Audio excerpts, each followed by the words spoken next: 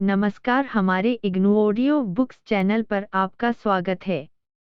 इंदिरा गांधी राष्ट्रीय मुक्त विश्वविद्यालय सतत शिक्षा विद्यालय प्रमाण पत्र कार्यक्रम पोषण एवं बाल देखभाल में सर्टिफिकेट सीएनसीसी टू बाल निगरानी सेवा का प्रबंधन।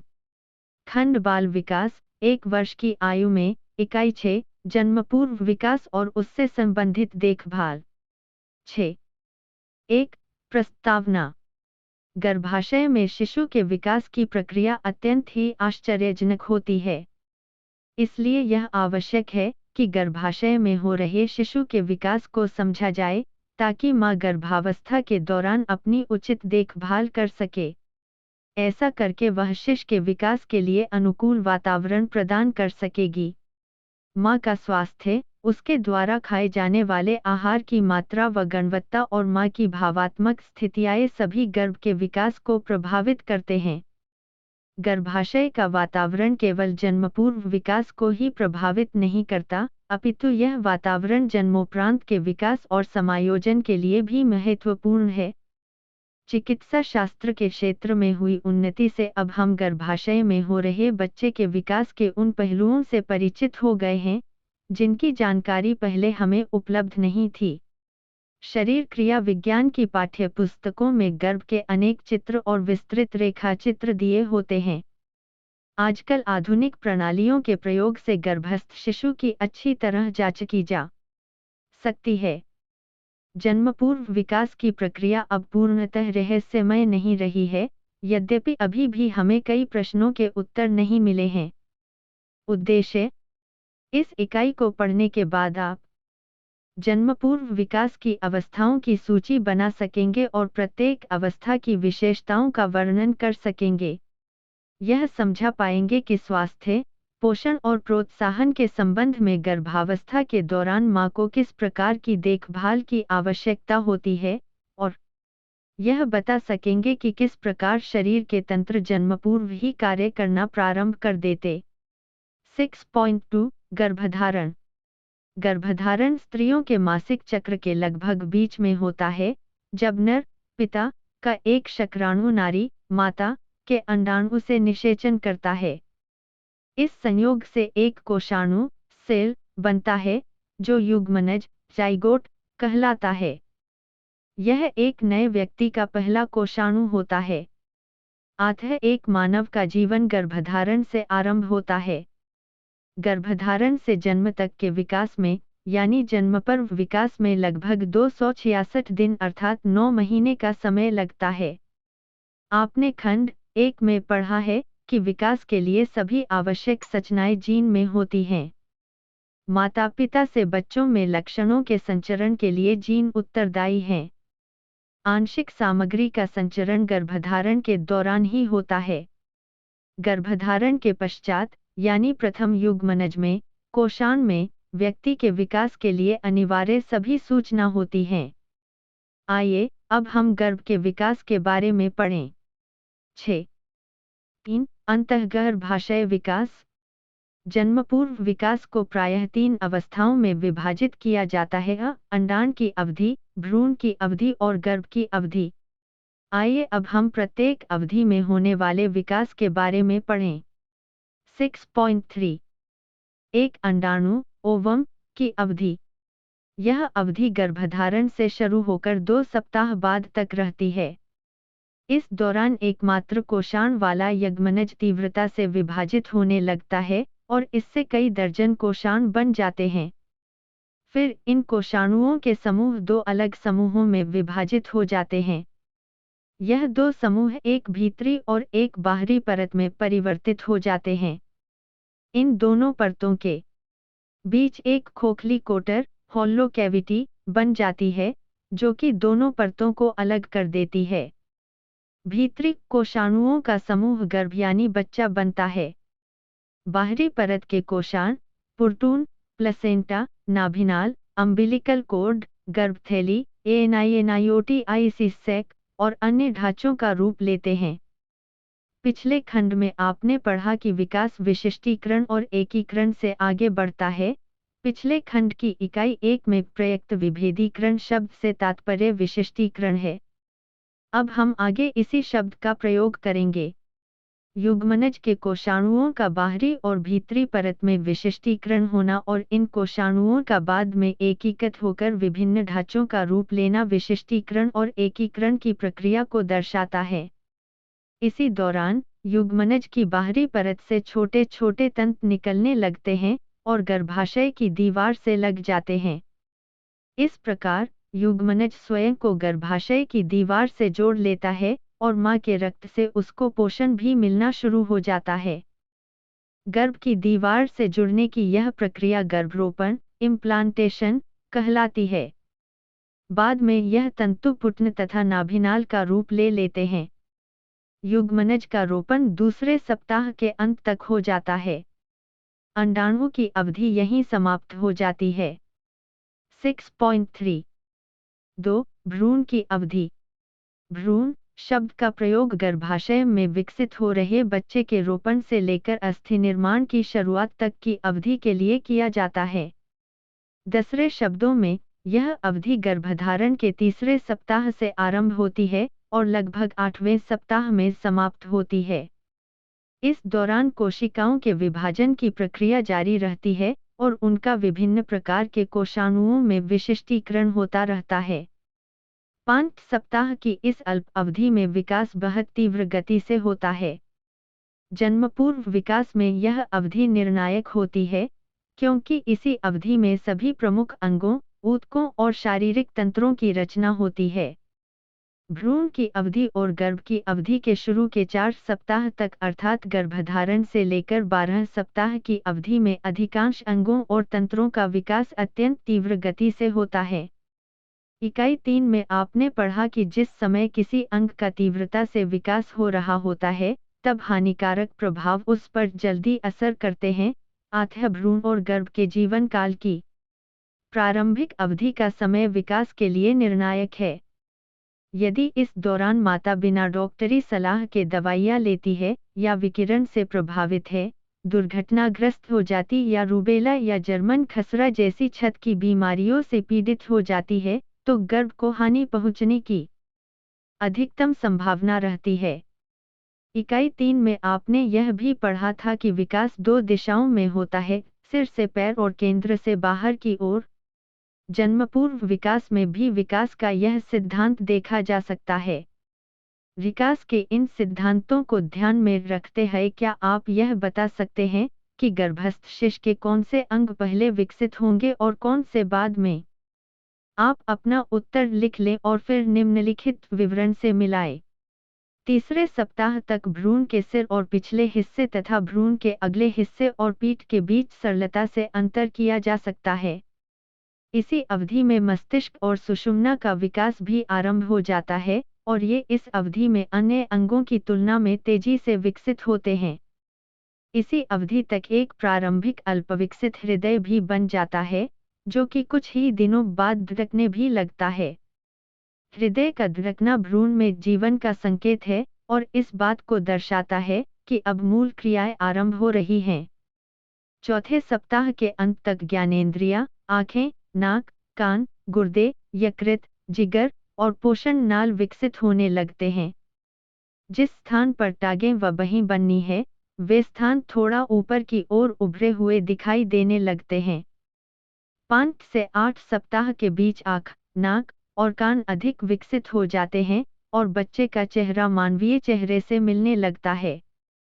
5वें सप्ताह के दौरान जनन तंत्र का विकास आरंभ हो जाता है। 7वें सप्ताह तक बाहें और टांगें, हाथ और पाँव, पंजे व अंगुलियां आकार लेने लगते हैं, परंतु अभी इनका पूर्ण विकास बाकी है। आंत, जिगर, अग्न्याशय, फेफड़े और गुर्दे जैसे आंतरिक अंग एक निश्चित आकार ले लेते हैं और कुछ अंग अपना कार्य भी आरंभ कर देते हैं। जिगर, यकृत, लाल रक्ताण बनाना आरंभ कर देता है, गुर्दे मूत्र उत्सर्जन का कार्य प्रारंभ कर देते हैं और परिसंचरण तंत्र अपना कार्य आरंभ कर देता है। यद्यपि श्वसन और पाचन तंत्र अब तक विकसित हो गए होते हैं, परंतु वह अभी अपना कार्य करने योग्य नहीं होते। इस अवधि तक भ्रूण का एक संपूर्ण अस्थिपंजर होता है जो कि मुलायम अस्थितंतुओं से बना होता है और उपास्थि कार्टिलेज कहलाता है। अतः इस अवधि के अंत तक शरीर के मुख्य अंग अपने मूल रूप में विकसित हो जाते हैं। भ्रूण इस समय तक 1.5 इंच लंबा हो जाता है। इस समय के दौरान भ्रूण के चारों ओर एक थैलीनुमा संरचना बन जाती है जो उसे चारों ओर से घेर लेती है। यह गर्भथैली कहलाती है और इसमें वह तरल पदार्थ होता है जिसमें विकासशील भ्रूण तैरता है। यदि मां को कोई चोट लगे तो थैली और उसके अंदर का तरल पदार्थ भ्रूण की रक्षा करते हैं। ये भ्रूण के लिए तापमान स्थिर बनाए रखने में भी मदद करते हैं। पर्टन और नाभिनाल भी भ्रूण की अवधि में विकसित होते हैं। पर्टन एक चक्रनुमा अंग होता है जो मां और भ्रूण के ऊतकों से बनता है। यह गर्भाशय की दीवार से जुड़ा होता है। पुर्टून का कार्य बहुत महत्वपूर्ण होता है। इसी के द्वारा मां के रक्त से भ्रूण के रक्त में ऑक्सीजन और पौष्टिक तत्व पहुंचते हैं। साथ ही यहीं से गर्भ के रक्त से व्यर्थ पदार्थ और कार्बन डाइऑक्साइड मां के रक्त में चले जाते हैं। पर्टन भ्रूण से नाभिनाल द्वारा ही जड़ी होती है। अतः यह नाभिनाल मां के रक्त से खाद्य पदार्थ भ्रूण के रक्त में ले जाती है और भ्रूण के रक्त से व्यर्थ पदार्थ मां के रक्त में लाती है। गर्भ का जीवन पर्टून और नाभिनाल से ही संभव है। 6.3.3 गर्भ की अवधि। यह अवधि 9वें सप्ताह के आरंभ से शुरू होती है और शिशु के जन्म पर समाप्त होती है। इस अवधि के आरंभ का संकेत है अस्थियों का विकास। इस अवधि के दौरान विविध शारीरिक तंत्रों की परिष्कृति और वृद्धि होती है। इस अवधि में सिर के भाग की वृद्धि धीमी हो जाती है और बाकी शरीर की वृद्धि तीव्र हो जाती है। इस अवधि के मुख्य विकासात्मक परिवर्तन आगे दी गई तालिका में संक्षेप में दिए गए हैं। तालिका 6 क गर्भ की अवधि में होने वाले मुख्य विकास। तीसरे महीने के अंत तक प्रमुख विकास मांसपेशियों का और व्यापक रूप से विकास होता है। तंत्रिका और मांसपेशियों में आपसी संयोजन बढ़ता है। गर्भ का लिंग अब बताया जा सकता है। पलकें, होंठ और नाखून आकार लेने लगते हैं। वाक्तंतु बन जाते हैं। जिगर और पेट के पाचक स्रवणों डाइजेस्टिव सिक्रीशंस का उत्पादन शुरू हो जाता है। बाहों और टांगों में स्वतः स्फूर्त क्रियाशीलता होने लगती है जो कि शायद माता को न पता चले क्योंकि अभी गर्भ बहुत छोटा है। तथापि गर्भथैली में कलाबाजी भी लगाता है। चौथे महीने के अंत तक माता अब गर्भ की क्रियाओं को महसूस कर सकती है क्योंकि उसका आकार बढ़ जाता है। इससे गर्भधारण मां को वास्तविक प्रतीत होने लगता है। शरीर के अंगों का विकास होने लगता है। 5वें महीने के अंत तक त्वचा बनने लगती है। सिर पर बाल आ जाते हैं। भवें और बरौनी बन जाती है। हाथ खुलने और बंद होने लगते हैं और उनमें पकड़ने और जकड़ने की क्षमता आ जाती है। गर्भाशय में बढ़ते हुए गर्भ के कुछ चित्रों में वे अपना अंगूठा चूसते हुए देखे जा सकते हैं। चेहरे की मांसपेशियां क्रियाशील हो जाती हैं। त्वचा के नीचे वसा की परत बनने लगती है। 6ठे महीने के अंत तक आंखें यद्यपि पूर्ण विकसित हैं लेकिन अभी वे बंद ही रहती हैं। स्वादकलिकाएं, अंगुलियों के नाखून, स्वेद ग्रंथियां पसीने से संबंधित बन जाती हैं। गर्भ सांस लेने और छोड़ने लगता है। इस समय में जबकि वह सांस लेता है, अपरिपक्व शिशु का जन्म हो जाता है तो वह सांस तो ले सकता है परंतु उसके बचने की संभावना कम होती है। 7वें महीने के अंत तक पलकें झपकने लगती हैं। शरीर के सभी तंत्र विकसित हो चुके होते हैं और कार्य आरंभ कर देते हैं। अगर इस समय शिशु का जन्म हो तो वह जीवित रह सकता है, तथापि इस समय के बाद जितने भी सप्ताह शिशु गर्भाशय में रहता है तो जन्मोपरांत उसके जीवित रहने की संभावना बढ़ती जाती है। कालपूर्व जन्मा बच्चा पूर्णकालिक सामान्य बच्चे की तरह देख, सुन, संग सकता है, स्पर्श को महसूस कर सकता है और अलग अलग स्वाद का पता लगा सकता है। 9वें महीने के अंत तक 8वें और 9वें महीने में शरीर के तंत्र और परिष्कृत हो जाते हैं। गर्भ का वजन और लंबाई बढ़ती है। जन्म से 2 सप्ताह पहले अधिकांश शिशुओं का सिर गर्भ के निचले हिस्से की ओर आ जाता है और अधिकांशतः शिशुओं का जन्म इस प्रकार होता है। सिर पहले बाहर निकालता है। यह तरीका माँ और शिशु दोनों के लिए ही सबसे आसान और सुरक्षित होता है। कभी कभी गर्भाशय में शिशु का सिर नीचे की ओर नहीं होता, या तो शिशु आड़ा लेटा होता है या गर्भाशय के निचले छोर की ओर उसके पैर होते हैं। यदि शिशु को गर्भाशय में ही घुमाकर स्थिति न बदली जा सके तो बीच प्रसूति या ऑपरेशन करना पड़ता है। 4. शिशु का जन्म।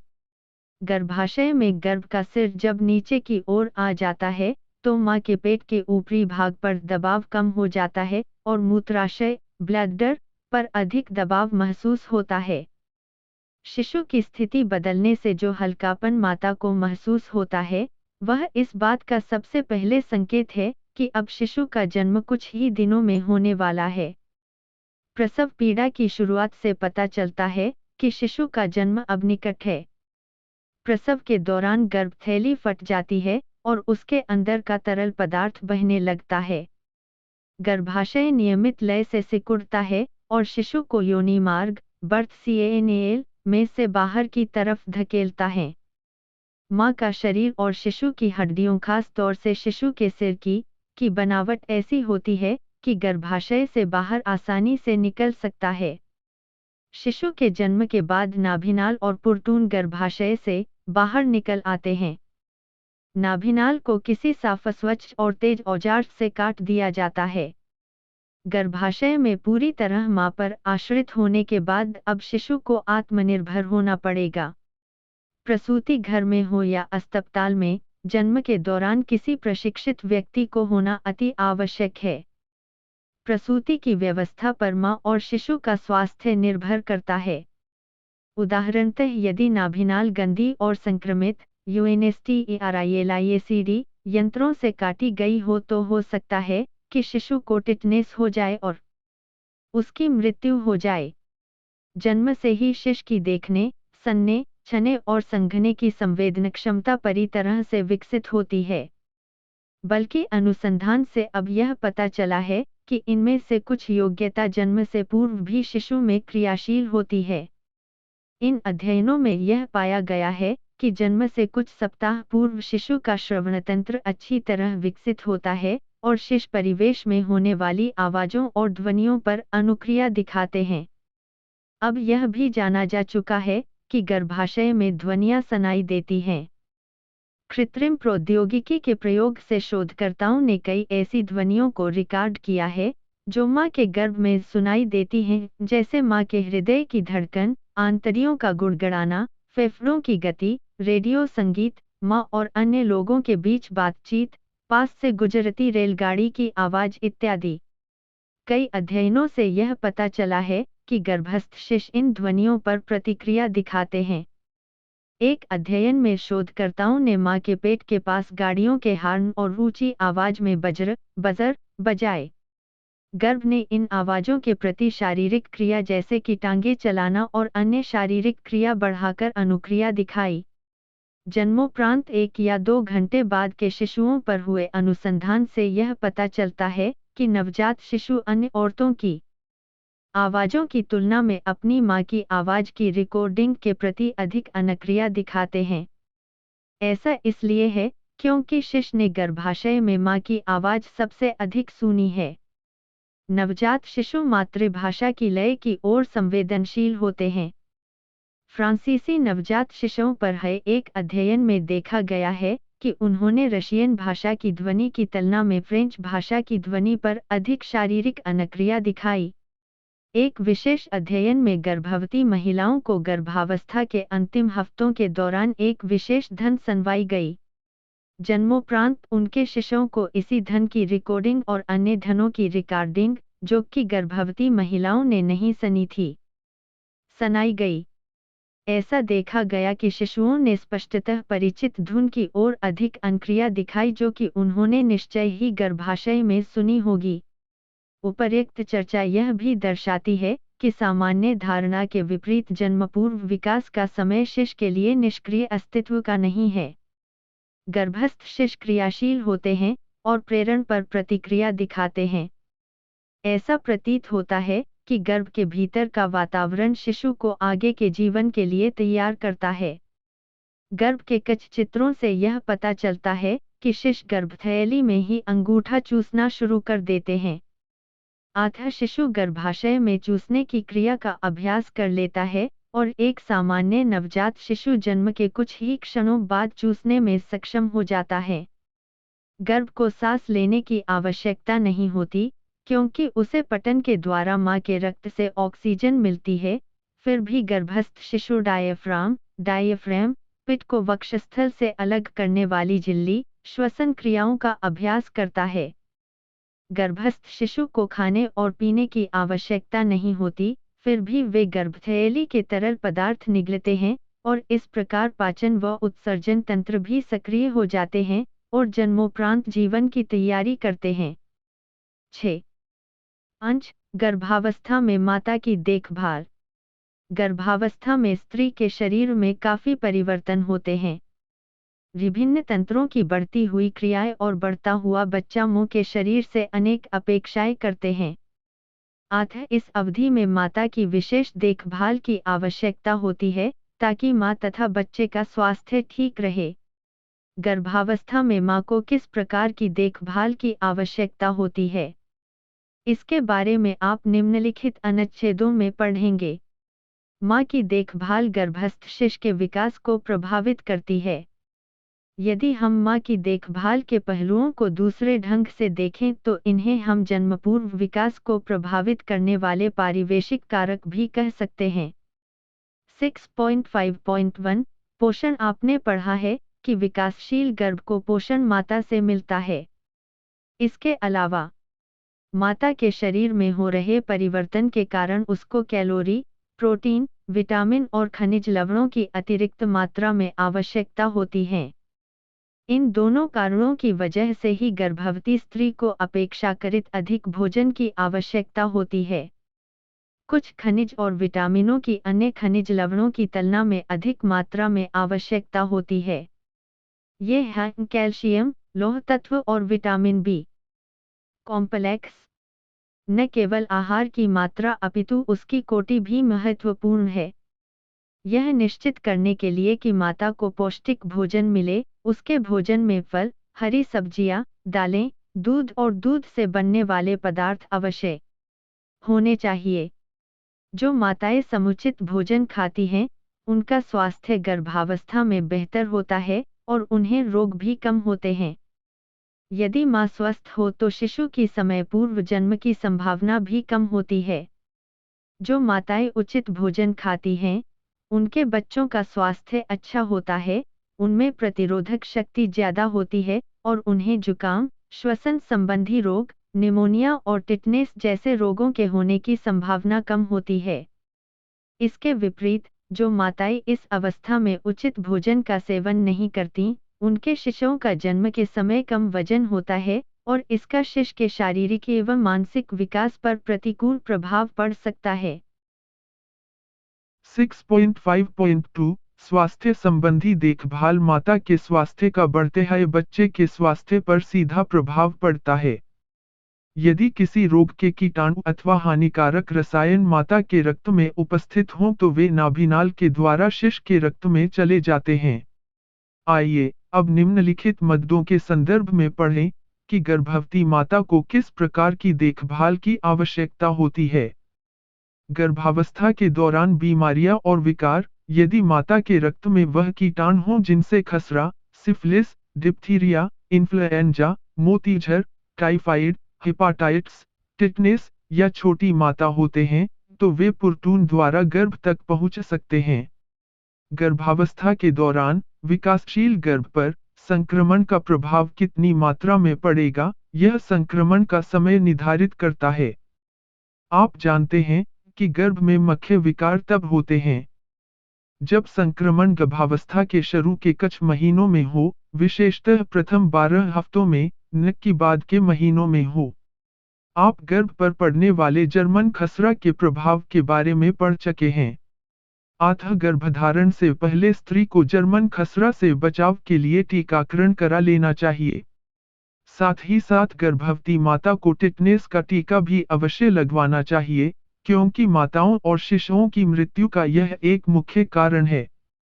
गर्भावस्था के दौरान एक अन्य विकार जिसके होने की संभावना होती है, वह है विषाक्तता, टॉक्सीमिया, उच्च रक्तचाप, तेजी से वजन का बढ़ना और ऊतकों में तरल का अवरोधन इसके प्रारंभिक लक्षण हैं।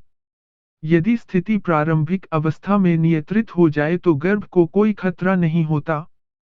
परंतु यदि यह बढ़ जाए तो मां को दौरे पड़ सकते हैं और वह कोमा की अवस्था में आ सकती है, जो कि माता और गर्भ के मृत्यु का कारण बन सकता है।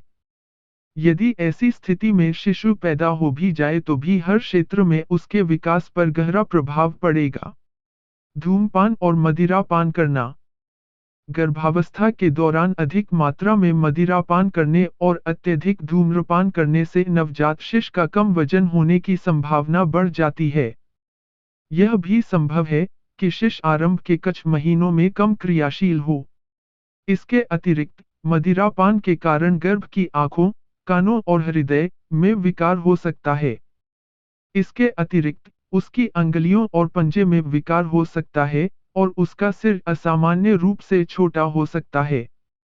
जो माताएं बीड़ी, सिगरेट और शराब पीती हैं, उनके शिशुओं को बीमारियां अपेक्षाकृत अधिक होती हैं। नशीले पदार्थ।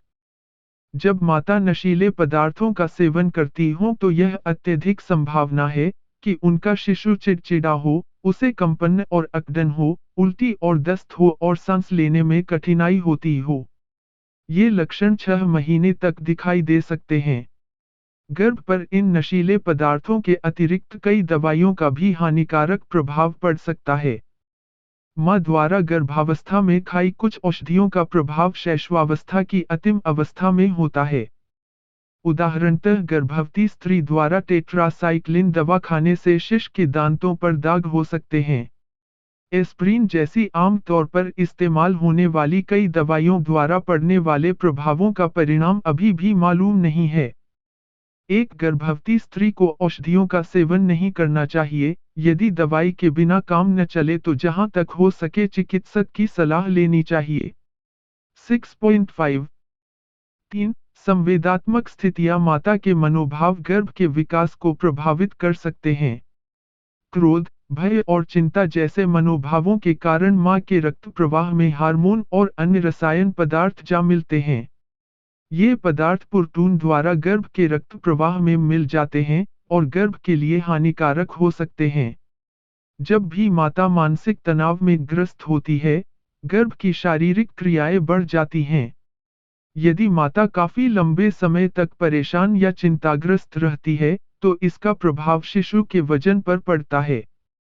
यह संभव है कि शिशु चिड़चिड़ी प्रवृत्ति का हो, अनियमित रूप से भोजन खाए, आंते अधिक गतिशीलता दिखाए, अत्यधिक रोए और गोदी में उठाए रखने की असामान्य इच्छा दर्शाए। मानसिक तनाव से प्रसव व प्रसूति में भी कठिनाई हो सकती है। अतः गर्भावस्था के दौरान माता का प्रसन्नचित्त व तनावरहित रहना महत्वपूर्ण है। और यह भी जरूरी है कि माता की होने वाले शिशु के प्रति अनुकूल मनोवृत्ति। गर्भावस्था के दौरान स्वास्थ्य संबंधी देखभाल के बारे में आप DECE2 में विस्तार से पढ़ेंगे। बोध प्रश्न 2। नीचे दिए गए स्थान में निम्नलिखित प्रश्नों के संक्षेप में उत्तर दीजिए। 1. गर्भावस्था के दौरान अपर्याप्त भोजन खाने से माता और शिशु के स्वास्थ्य पर क्या प्रभाव पड़ता है? 2. गर्भवती स्त्री का अधिक धूम्रपान और मदिरापान गर्भस्थ शिशु के लिए किस प्रकार हानिकारक होता है?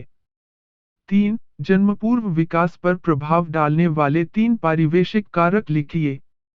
4. गर्भावस्था के दौरान माता का प्रसन्नचित्त और तनावरहित रहना महत्वपूर्ण क्यों है? 6.6 सारांश। इस इकाई में आपने मां के गर्भाशय में शिशु के विकास के बारे में पढ़ा। गर्भधारण तब होता है जब एक शुक्राणु और एक अंडाणु के निषेचन से एक कोशाणु बन जाता है, जो कि युग्मनज कहलाता है। एक नए मानव का यह प्रथम कोषाण होता है। गर्भधारण से जन्म तक के विकास को लगभग 9 महीने लगते हैं। जन्मपूर्व विकास की अवधि को 3 अवस्थाओं में विभाजित किया गया है। अणु की अवधि, जो कि गर्भधारण के पश्चात 2 सप्ताह तक होती है, पर्ण की अवधि जो कि गर्भधारण के पश्चात तीसरे सप्ताह से 8वें सप्ताह तक होती है, और गर्भ की अवधि जो 9वें सप्ताह से जन्म तक होती है। भ्रूण और प्रारंभिक गर्भ की अवधि अर्थात गर्भधारण से 12 सप्ताह तक की अवधि निर्णायक होती है, क्योंकि इसी अवस्था में शरीर के प्रमुख अंगों और तंत्रों का निर्माण होता है और उनका तीव्र गति से विकास होता है। इस अवस्था में भ्रूण हानिकारक प्रभावों के प्रति अति संवेदनशील होता है। यदि माता को कोई बीमारी हो जाए या वह नशीले पदार्थों का सेवन करे या कोई हानिकारक रसायन ग्रहण करे या दुर्घटनाग्रस्त हो जाए तो विकासशील शिशु को निश्चित रूप से ऐसी क्षति हो सकती है जिसका उपचार नहीं किया जा सकता। शिशु को भोजन और ऑक्सीजन मां के रक्त से प्राप्त होते हैं, जो पर्तन के द्वारा गर्भथैली तक पहुंचते हैं। गर्भथैली गर्भ के रक्त से अपशिष्ट पदार्थ और कार्बन डाइऑक्साइड ग्रहण कर पुर्तन के माध्यम से मां के रक्त तक पहुंचाते हैं। गर्भधारण का 7वां महीना जन्म पर्व विकास में महत्वपूर्ण समय होता है। इस समय तक शरीर के सभी तंत्र विकसित हो चुके होते हैं और क्रियाशील होते हैं, ताकि यदि शिशु का जन्म समय से पूर्व हो जाए तो भी वह जीवित रह सके। प्रसूति चाहे घर पर हो या अस्पताल में, इस दौरान एक प्रशिक्षित व्यक्ति का पास में होना महत्वपूर्ण होता है, ताकि माता और शिशु सुरक्षित रहें। शिशु सुनने, देखने और स्पर्श करने की पूर्ण विकसित क्षमताओं के साथ जन्म लेते हैं। अनुसंधानों ने दिखाया है कि सुनने और देखने की क्षमताएं जन्म के पूर्व ही विकसित हो जाती हैं। जन्म पूर्व के समय में उत्सर्जन, पाचन और रक्त संचार तंत्र भी कार्यरत होते हैं। आपने यह भी पढ़ा है कि गर्भावस्था के दौरान यह महत्वपूर्ण है कि माता अपनी देखभाल करे।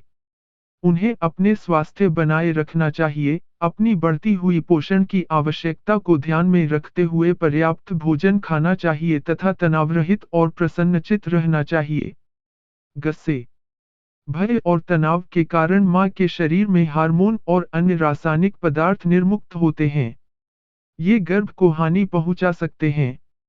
माता की देखभाल के ये सभी पहलू महत्वपूर्ण हैं, क्योंकि वे गर्भ के विकास को प्रभावित कर सकते हैं। धन्यवाद, मिलते हैं अगले वीडियो।